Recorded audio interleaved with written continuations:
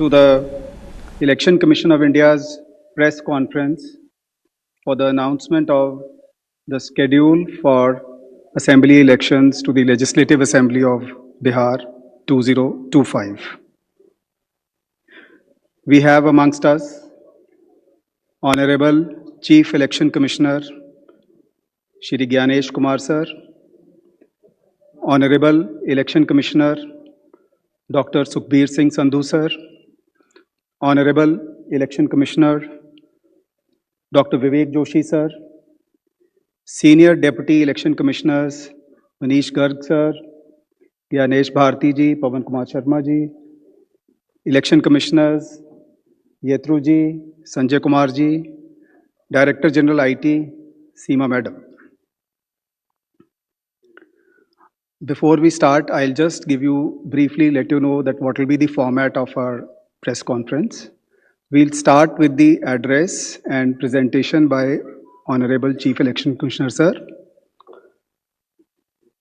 That will be followed by a question and answer session.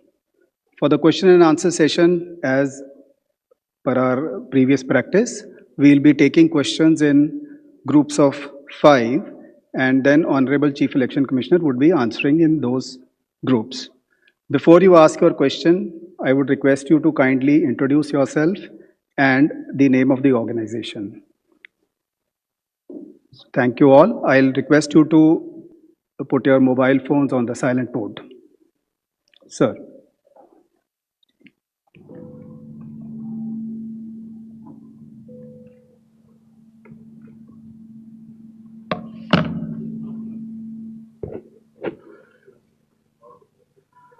Honorable Election Commissioner Dr. Sukhbir Singh Sandhu Ji, Honorable Election Commissioner Dr. Vivek Joshi, election commission के वरिष्ठ अधिकारीगण और सभी media के साथियों,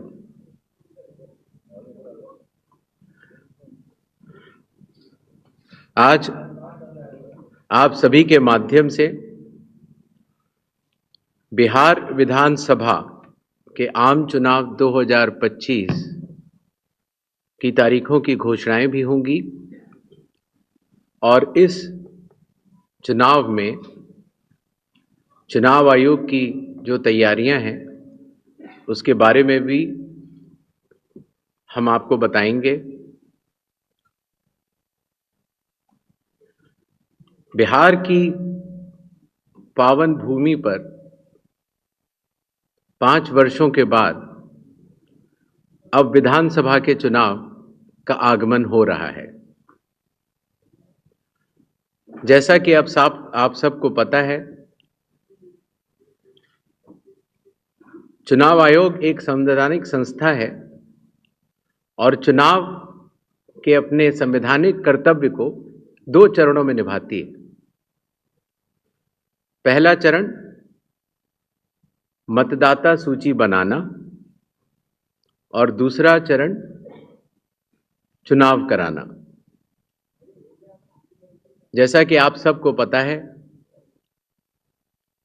24 जून 2025 से शुरू हुए विशेष गहन परीक्षण के दौर में मतदाता सूची का शुद्धिकरण किया गया। इन्यूमरेशन का पीरियड 24 जून से 25 जुलाई तक रहा।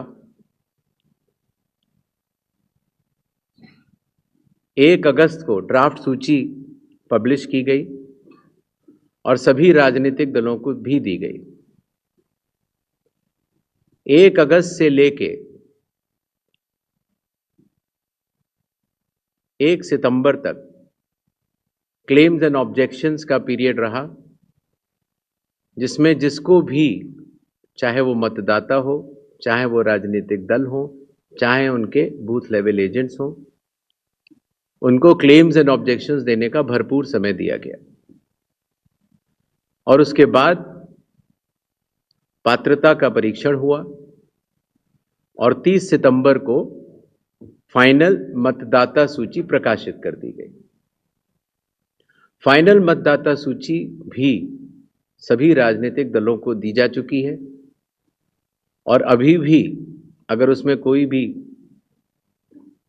इलेक्टोरल रजिस्ट्रेशन ऑफिसर से कोई गलती रह गई हो तो उसके ऊपर जिला अधिकारी के पास अपील फाइल की जा सकती है और साथ ही साथ किसी का नाम अगर छूट गया हो तो वो नॉमिनेशन के 10 दिन पहले तक जुड़वा सकता है।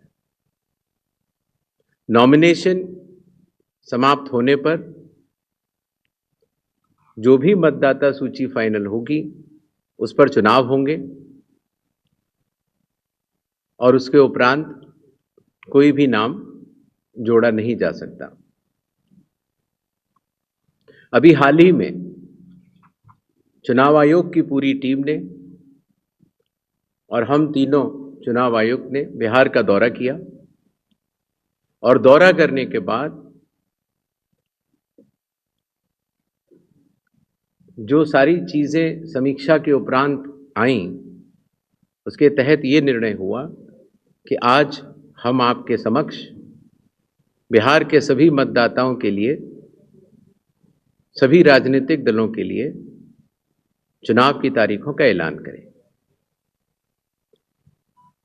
बिहार में हम लोग सभी राजनीतिक दलों से मिले,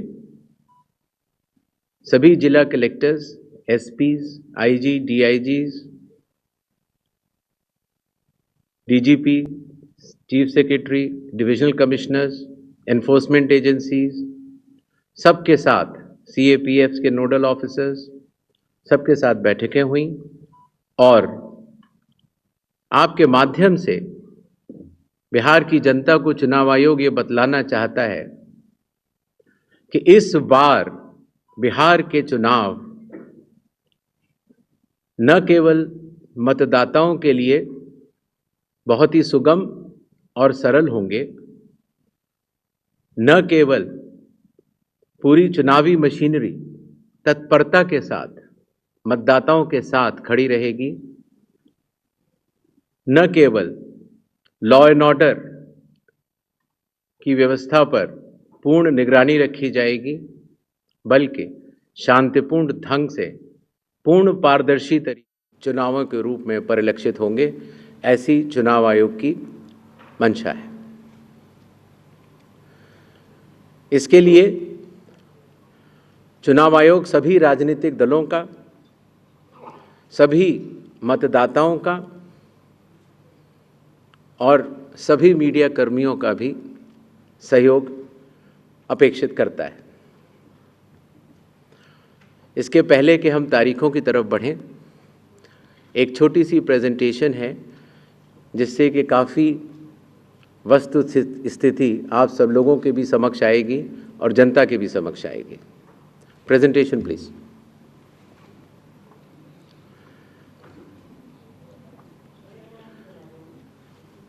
बिहार में कुल 243 विधानसभा क्षेत्र हैं।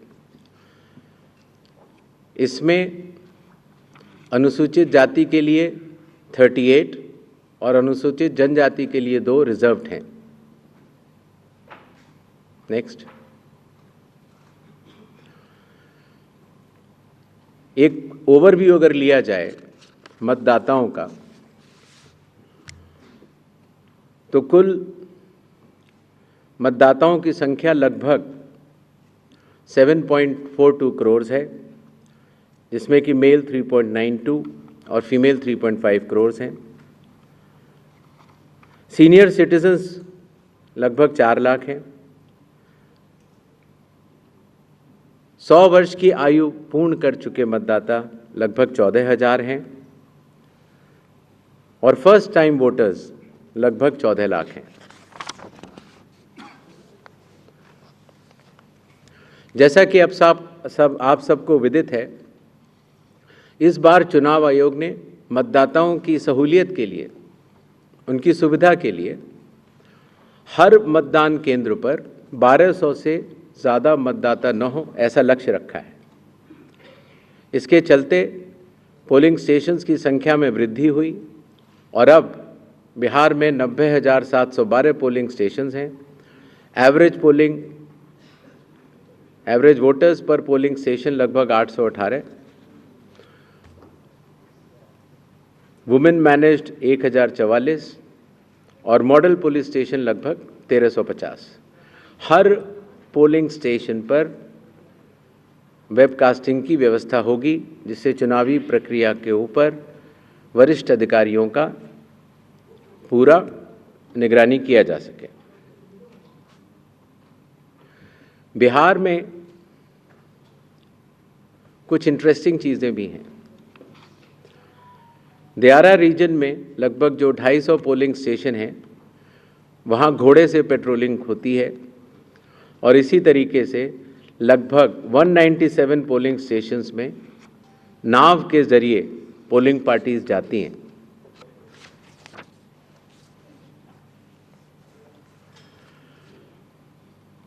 चुनाव आयोग के निर्देशों के अनुसार हर मतदान केंद्र पर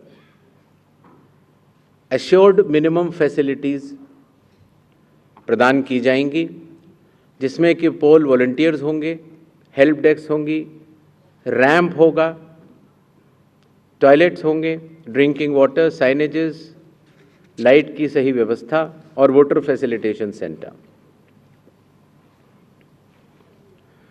जो हमारे बुजुर्ग और दिव्यांग मतदाता हैं, उनकी सुविधा को ध्यान में रखते हुए पोलिंग स्टेशंस ग्राउंड फ्लोर पर होंगे। अगर रैंप है तो 1:12 के रेशियो में प्रॉपर ग्रेडियंट से बनेंगे। वॉलंटियर्स भी रहेंगे, व्हील चेयर की फैसिलिटीज़ भी दी जाएगी और अगर इनमें से कोई भी 85 प्लस के उम्र के अगर लोग हैं या 40% से ज़्यादा जिनकी डिसेबिलिटी है, अगर वो चाहें तो फॉर्म 12D भर सकते हैं और उसके उपरांत उन्हें होम वोटिंग की सुविधा भी दी जाएगी।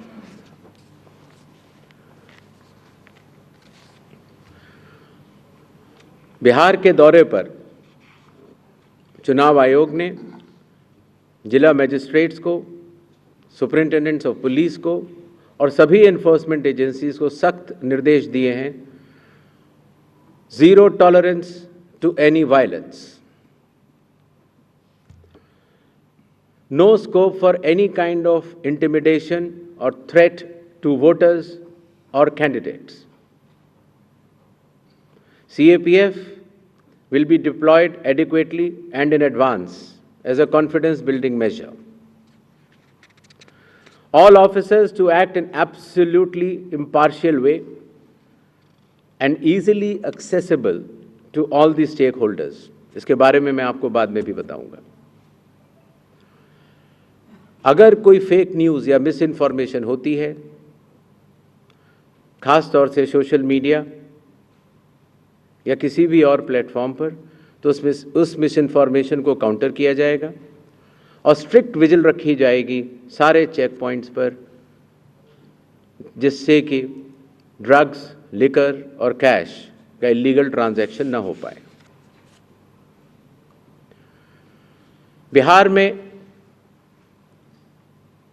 बिहार के पूरी चुनाव का तंत्र है, उसके साथ मिलकर बिहार के इन चुनावों में 17 नए इनिशिएटिव्स लिए जा रहे हैं, जो कि बिहार से शुरू होकर पूरे देश में लागू होंगे। चुनाव आयोग ने इसके ऊपर एक एक इनिशिएटिव के ऊपर काफ़ी चर्चा और इनकी प्रायोगिकता को देखते हुए ये कदम उठाया है और एक ऐतिहासिक कदम इसको माना जाएगा। Training,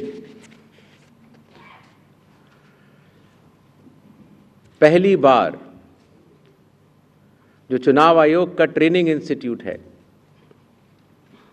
India international institute for democracy and election management, वहाँ पर बिहार के सभी बूथ लेवल एजेंट्स जो जिला स्तर के थे, बूथ लेवल एजेंट 1, उनकी ट्रेनिंग का आयोजन किया गया। इसी तरह से अब जहाँ जहाँ चुनाव होंगे वहाँ वहाँ बूथ लेवल एजेंट्स 1 की भी ट्रेनिंग IIIDM द्वारिका में की जाएगी।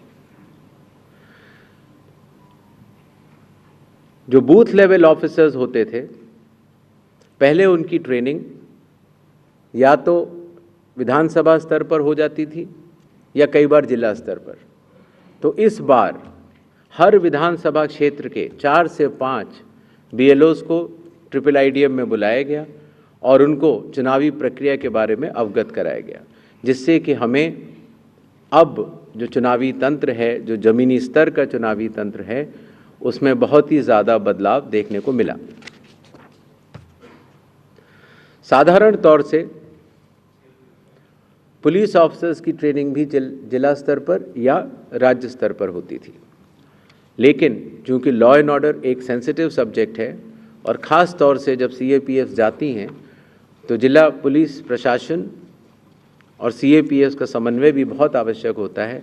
इसके लिए पहली बार पुलिस ऑफिसर्स की भी ट्रिपल IDM में ट्रेनिंग की व्यवस्था की गई। ये तीनों लॉजिस्टिक्स के हिसाब से और ट्रेनिंग के हिसाब से बहुत बड़े कदम रहे। मतदाता सूची लगभग 22 वर्षों के बाद बिहार में मतदाता सूची के शुद्धिकरण का कार्य सफलतापूर्वक 30 सितंबर को संपन्न हुआ। लगभग सभी राजनीतिक दलों ने ये मांग की थी कि मतदाता सूची में काफ़ी त्रुटियां हैं और इसको मद्देनज़र रखते हुए ये कदम उठाया गया। हालांकि सोशल मीडिया पर इसके बारे में कुछ बढ़ चढ़कर कहा गया, लेकिन सत्यता ये है कि आज की तारीख में बिहार के 243 इलेक्टोरल रजिस्ट्रेशन ऑफिसर्स ने 90,000 बूथ लेवल ऑफिसर्स के साथ मिलकर 1.6 लाख बूथ लेवल एजेंट्स, जो कि 12 मान्यता प्राप्त राजनीतिक दलों ने नियुक्त किए थे, उनके साथ मिलकर इस सूची को शुद्ध करने का बहुत ही सराहनीय काम किया है और बिहार ने देश को ये राह दिखाई है। चूंकि विशेष गहन परीक्षण में काफ़ी मेहनत ज़मीनी स्तर के अधिकारियों को करनी पड़ी, तो जो रिन्यूमरेशन था, जो BLOs का था और जो बाकी अधिकारियों का था, उसको भी कई वर्षों के बाद बढ़ाया गया और ख़ास तौर से EROs और AEROs का ऑनरेरियम तो पहली बार दिया गया।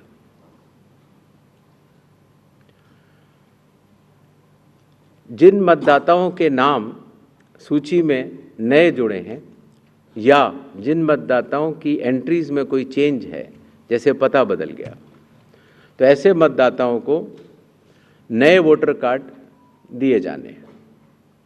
चूँकि पहले कई दिनों तक या कई बार महीने लग जाते थे वोटर कार्ड मिलने में, इसीलिए चुनाव आयोग ने सभी एजेंसियों के साथ मिलकर ये SOP बनाया कि किस तरीके से 15 दिन के भीतर मतदाताओं के हाथ में इलेक्टर फोटो आइडेंटिटी कार्ड, जिसको सामान्यतः वोटर कार्ड कहा जाता है, वो उनके हाथ में आए।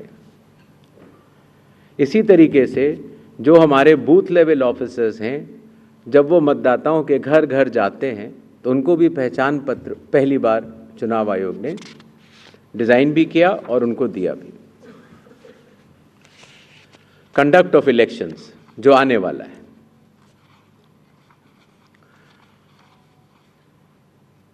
देश की प्रगति को ध्यान में रखते हुए और ख़ास तौर से बिहार की प्रगति को ध्यान में रखते हुए लगभग काफ़ी मतदाताओं के पास मोबाइल होते हैं और उनको इस बात की समस्या रहती थी कि हम मोबाइल लेके अगर घर पर छोड़ के जाते हैं तो दिक्कत होती है और लेके जाते हैं तो हम कहाँ उसको रखें, क्योंकि मोबाइल फ़ोन पोलिंग स्टेशन के अंदर अलाउड नहीं है। इसलिए एक नई व्यवस्था बनाई गई जिससे कि पोलिंग स्टेशन के कमरे के ठीक बाहर कोई भी मतदाता अपना मोबाइल फ़ोन जमा करा सकता है, अंदर जाके अपना वोट डाल सकता है और बाहर आने के बाद अपना मोबाइल लेके घर जा सकता है। हर मतदाता को नॉमिनेशन का प्रोसेस खत्म होने के बाद एक वोटर इन्फॉर्मेशन स्लिप दी जाती है। वोटर इन्फॉर्मेशन स्लिप देने का लक्ष्य सिर्फ ये रहता है कि मतदाता को, क्योंकि कई बार बूथ बदल जाते हैं या कई बार मतदाता नए होते हैं तो उनको वोटर स्लिप पर, इंफॉर्मेशन स्लिप पर अपने बूथ का नाम और सारे डिटेल्स मिल जाते हैं। तो वोटर इंफॉर्मेशन स्लिप पर बहुत ही छोटा चेंज करने के बाद मतदाताओं की सहूलियत बहुत बढ़ गई, क्योंकि उसमें उनका पोलिंग स्टेशन का नंबर, पोलिंग स्टेशन की जगह कोने में बड़े रूप में दिखा दी गई। पहले उनको पूरे में ढूंढना पड़ता था।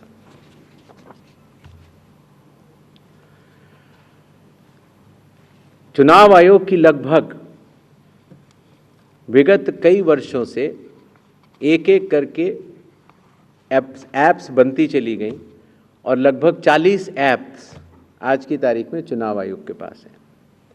तो इन सबको एक जगह समन्वित करते हुए, क्योंकि हर मतदाता या हर स्टेक होल्डर हर 40 ऐप को डाउनलोड नहीं कर सकता, तो ECI नेट जैसी मदर ऑफ ऑल ऐप्स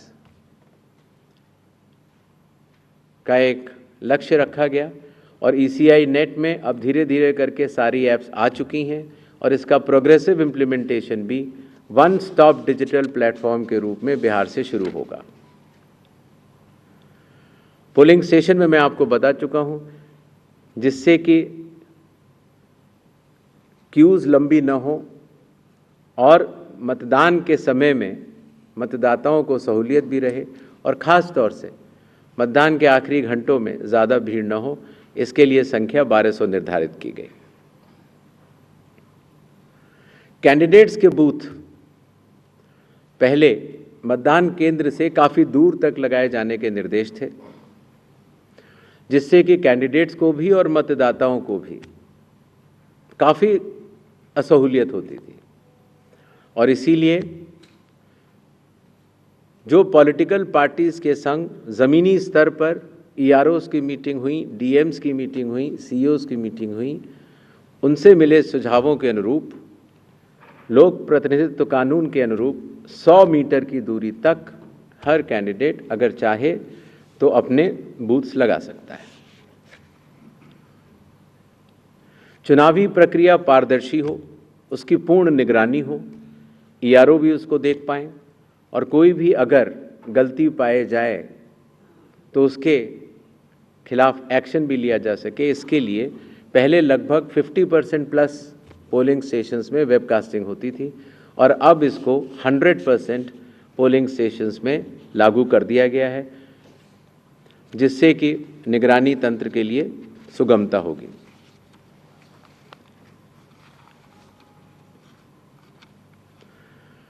कई बार प्रत्याशियों ने ये शिकायत की थी कि जो हमारी फ़ोटो होती है वो चूँकि ब्लैक एंड वाइट में आती है और जमा तो कलर्ड करते हैं तो वो पहचान में नहीं आती और काफ़ी हतोत्साहित उनको होना पड़ता है जब वो EVM में उनकी फ़ोटो अच्छी नहीं आती है। तो छोटा सा कदम, लेकिन इसमें फिर चुनाव आयोग ने निर्णय लिया कि एक तो फ़ोटो कलर्ड लगाई जाएगी और साथ ही साथ जो सीरियल नंबर होता है उसका फॉन्ट भी बड़ा किया जाएगा, जिससे कि प्रत्याशियों की पहचान भी आसानी से हो जाए और मतदाताओं को सुविधा भी हो। काउंटिंग, कई बार जब मॉक पोल होता है तो मॉक पोल के समय मॉक पोल का डेटा डिलीट करना प्रिसाइडिंग ऑफिसर्स भूल जाते हैं और इसीलिए जब काउंटिंग होती है तो फॉर्म 17C और काउंटिंग यूनिट का मिलान नहीं हो पाता। ऐसे केस में किसी भी शंका को न रखा जाए, इसलिए जब भी 17C या वीवीपैट में मिसमैच होगा तो उन EVM से रिलेटेड वीवीपैट्स की पूर्ण गिनती की जाएगी। इसी तरीके से ये भी एक मांग सभी राजनीतिक दलों की थी कि पोस्टल बैलेट्स की गिनती पहले शुरू की जाए और पहले ख़त्म की जाए। तो इसलिए चुनाव आयोग ने पारदर्शिता के लिए भी और इसके लिए भी, जिससे कि पोस्टल बैलेट्स पर पूर्ण ध्यान दिया जाए उनकी गिनती पर और कोई जल्दबाजी भी न की जाए, तो EVM के लास्ट 2 राउंड से पहले पोस्टल बैलेट की गिनती समाप्त करना अनिवार्य होगा। जैसा आप सब लोग को पता है, जब चुनाव खत्म हो जाता है तो फिर आंकड़ों की आवश्यकता कई लोगों को पड़ती है, मीडिया को भी होती है, एनजीओज को भी होती है, सिविक सोसाइटीज़ को होती है और आम जनता को भी होती है। तो इसके लिए चुनाव आयोग की एक पद्धति रही जिसको इंडेक्स कार्ड कहा जाता है, लेकिन इंडेक्स कार्ड का सारा डेटा कलेक्ट करने में कई बार सप्ताह और कई बार महीनों लग जाते थे। तो अब चूंकि ECI नेट भी आ रहा है और डिजिटल का युग है, इसीलिए digital index cards and reports सारे आपको चुनाव खत्म होने के कुछ ही दिनों के भीतर वेबसाइट पर या ऐप पर मिल जाएंगे। इस चुनाव की विशेषता है ये slide. The entire election machinery of Bihar is just a call away. अर्थात अगर कोई भी मतदाता या कोई भी व्यक्ति ECI नेट ऐप को डाउनलोड करता है और अगर अपने एपिक नंबर डिटेल को डालता है, वोटर कार्ड के नंबर को डालता है, तो वो अपने BLO से बात कर सकता है। वो अपने जो बूथ लेवल ऑफिसर्स हैं उनको अपनी कॉल बुक कर सकता है और बात कर सकता है। अगर उसकी कोई भी समस्या है तो वो BLO से बात करके उसका निदान कर सकता है। इसी तरीके से जो इलेक्शन कमीशन का बहुत पॉपुलर नंबर है 1950, आपको भी कोई भी बिहार का मतदाता अगर इस समय बिहार से बाहर है तो भी उसको सिर्फ +91 अगर मोबाइल से आप डायल करते हैं तो +91 जो इंडिया का कोड है वो लगाना है। STD कोड जहाँ का भी आपकी विधानसभा क्षेत्र है वहाँ के SDM का STD कोड और 1950 अगर आप ये डायल करते हैं तो 243 EROs सारे मतदाताओं की सेवा के लिए खुले रहेंगे। इसी तरीके से अगर आपको ERO के कॉल सेंटर से संतुष्टि नहीं मिलती है तो 38 DMs के यहाँ भी आप 1950 पे कॉल कर सकते हैं और पटना में CO के यहाँ भी कॉल कर सकते हैं। ये एक बहुत बड़ी व्यवस्था है जिसको कि लॉजिस्टिकली पूरा सही से बना दिया गया है और आशा है इस सुविधा के बाद शायद दुनिया का शायद ही ऐसा कोई चुनाव होगा जिसमें कि 90,712 BLOs, 243 EROs, 38 DEOs और CO स्वयं मतदाताओं के लिए किसी भी दिक्कत अगर उनको आ रही है या ग्रीवेंस है उसके लिए सचेत रहेंगे। नेक्स्ट, ये भी बिहार में पहली बार हो रहा है। पहले जो ऑब्जर्वर्स हम लगाते थे कुछ असेंबलीज को मिलाकर लगा देते थे, लेकिन अब 243 असेंबलीज में 243 जनरल ऑब्जर्वर्स होंगे जो कि विभिन्न राज्यों से वरिष्ठ IAS अधिकारी नामित किए गए हैं जो कि बिहार के रहने वाले नहीं हैं। इसी तरीके से जो लॉ एंड ऑर्डर के लिए जो पुलिस ऑब्जर्वर्स हैं वो हर ज़िले में एक होंगे और एक्सपेंडिचर ऑब्जर्वर्स को हम लोगों ने चुनाव आयोग ने कुछ असेंबलीज़ को मिला के नामित किया है। इन ऑब्जर्वर्स के फ़ोन नंबर भी और असेंबली किस असेंबली से हैं वो आपको ECI नेट पर भी मिल जाएंगे और वेबसाइट पर भी मिल जाएंगे, जिससे कि अगर कोई भी ऐसी बात है या शिकायत है तो आप इन ऑब्जर्वर्स को बतला सकते हैं। Observers of the election commission work as eyes and ears of the election commission. तो ये सुविधा भी इस चुनाव में हर असेंबली में मौजूद रहेगी। इस बार चुनाव आयोग टेक्नोलॉजी को भी बहुत बड़े तरीके से लीवरेज करना चाहता है। जैसे मैंने आपको पहले बताया कि ये अलग अलग ऐप्स होती थी, सी विजिल, जिसमें कि आप कोई भी MCC वायलेशन की शिकायत डाल सकते हैं। 100 मिनट्स के अंदर रिस्पांस टाइम है। अगर 100 मिनट्स के अंदर नहीं होती है तो जिला कलेक्टर उसको स्वयं देखते हैं और CO भी स्वयं देखते हैं। Know your candidate, voter helpline app, ये सारी की सारी नेक्स्ट अब ECI नेट पर भी होंगी। पुरानी सुविधा हमने हटाई नहीं है क्योंकि कई लोगों के पास पुरानी चीज़ें डाउनलोडेड हैं, बट अगर ECI नेट अगर आप डाउनलोड कर लेते हैं तो सारी एक जगह ये सुविधाएं आपको मिल जाएंगी। नेक्स्ट, बिहार के मतदाताओं की संख्या आपको जान करके अचरज होगा कि उससे बड़े मतदाताओं की संख्या दुनिया के सिर्फ 10 या 11 देशों में ही है। बिहार के चुनाव आयोग मानता है कि मदर ऑफ ऑल इलेक्शंस है और इसीलिए हर लेवल पर, हर स्तर पर चुनावी कर्मियों की तैनाती है। पोलिंग पर्सनल लगभग 4.5 लाख, सेक्टर ऑफिसर्स लगभग 9.6,000, माइक्रो ऑब्जर्वर्स लगभग 17.8,000, micro observers for counting 4,800, counting official लगभग 28,000, पुलिस ऑफिशियल 2.5 लाख।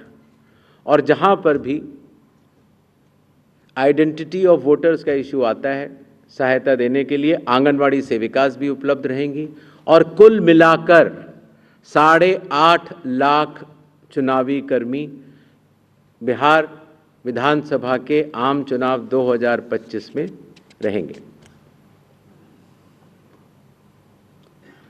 अब मेरे ख्याल से तारीखों का ऐलान कर देना चाहिए। नेक्स्ट, बिहार के चुनाव 2 फेजेस में होंगे। पहले फेज के डेट गैजेट नोटिफिकेशन 10 तारीख को आएगा, दूसरे का 13 को। Last date of making nominations पहले फेज की 17 को होगी, दूसरे की 20 को। स्क्रूटनी 18 और 21। विड्रॉल की आखिरी तारीख 20 अक्टूबर और 23 अक्टूबर। और date of poll 6 November Thursday और दूसरा 11 नवंबर ट्यूसडे। काउंटिंग 14 नवंबर को होगी और पूरी चुनावी प्रक्रिया 16 नवंबर तक समाप्त कर ली जाएगी। नेक्स्ट, जो बिहार के 38 जिले हैं उनको 2 भागों में बांटा गया है। जो आप पीला रंग देख रहे हैं वो फेज़ 1 है और जो आप गुलाबी रंग देख रहे हैं वो फेज़ 2 है। इसकी सॉफ्ट कॉपी आप सब लोग को दे दी जाएगी। नेक्स्ट, बिहार के आम चुनावों के साथ साथ 8 बाई इलेक्शंस भी होंगे। जम्मू कश्मीर के 2, बडगांव और नगरोटा, राजस्थान के अंता, झारखंड की घाटशिला, तेलंगाना जुबली हिल्स, पंजाब में तरन तारन, मिजोरम में दंपा, उड़ीसा में नौपादा।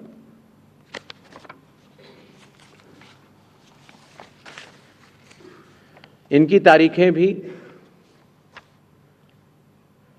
अलग अलग कॉन्स्टिट्यूंसी के हिसाब से यहाँ पर दी गई हैं।